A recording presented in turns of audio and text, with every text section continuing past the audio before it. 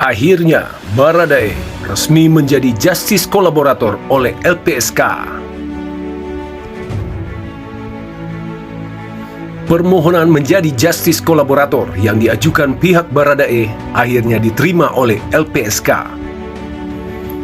Ini merupakan hasil dari permohonan yang diajukan oleh pihak Baradae dan pertemuan yang dilakukan antara pihak LPSK dan pihak Baradae di tahanan Bareskrim.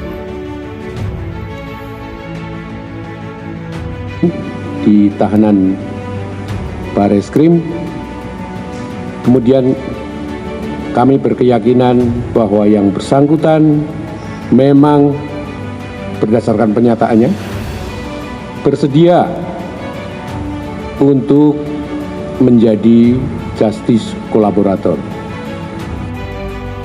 Mendengar keinginan dari pihak Baradae, pada saat itu juga LPSK melakukan asesmen lanjutan serta membandingkan dengan asesmen-asesmen yang telah dilakukan sebelumnya. Hasil dari asesmen itu, LPSK berkeyakinan bahwa Baradae memang memenuhi syarat sebagai seorang justice kolaborator. Yang pertama tentu saja karena yang bersangkutan bukan pelaku utama. Yang kedua bahwa yang bersangkutan menyatakan kesediaannya untuk memberikan informasi kepada aparat penegak hukum tentang berbagai fakta, berbagai kejadian di mana dia terlibat sebagai pelaku tindak pidana, dan dia bersedia untuk mengungkap bahkan pada orang-orang yang mempunyai peran jauh lebih besar ketimbang dia atau atasannya di dalam tindak pidana ini.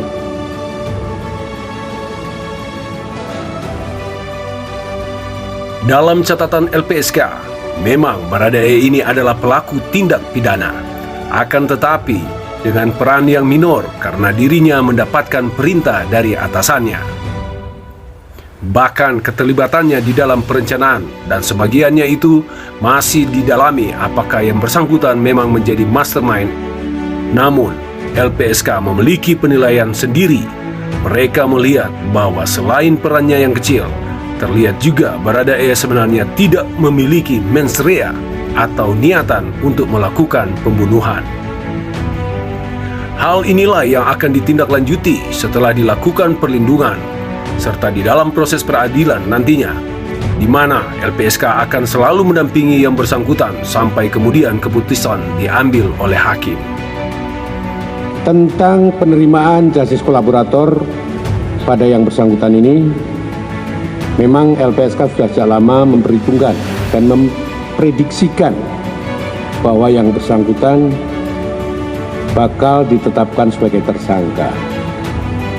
Dan di dalam beberapa penyampaian LPSK pada waktu itu, kami juga sudah sampaikan pada yang bersangkutan, dia akan tetap bisa menjadi terlindung LPSK kalau yang bersangkutan berperan sebagai justice collaborator. Dan akhirnya 2 hari yang lalu itu akhirnya kita tetapkan yang bersangkutan sebagai justice collaborator. Melalui sidang paripurna LPSK atau sidang Mahkamah Pimpinan LPSK, akhirnya memutuskan permohonan dari penasihat hukum maupun Baradae resmi mendapatkan perlindungan LPSK sebagai justice kolaborator.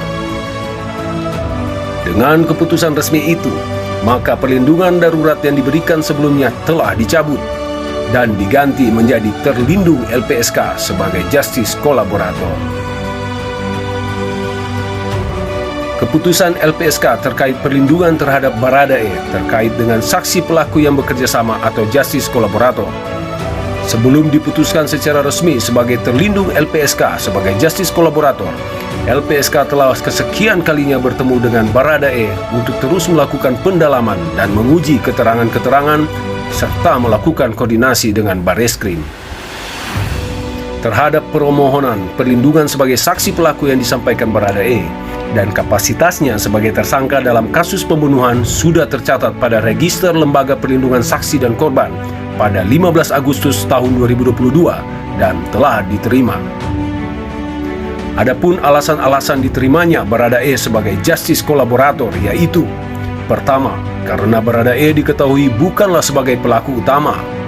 Yang kedua, Baradae bersedia untuk memberikan informasi kepada aparat penegak hukum tentang berbagai fakta dan kejadian di mana dia terlibat sebagai pelaku tindak pidana.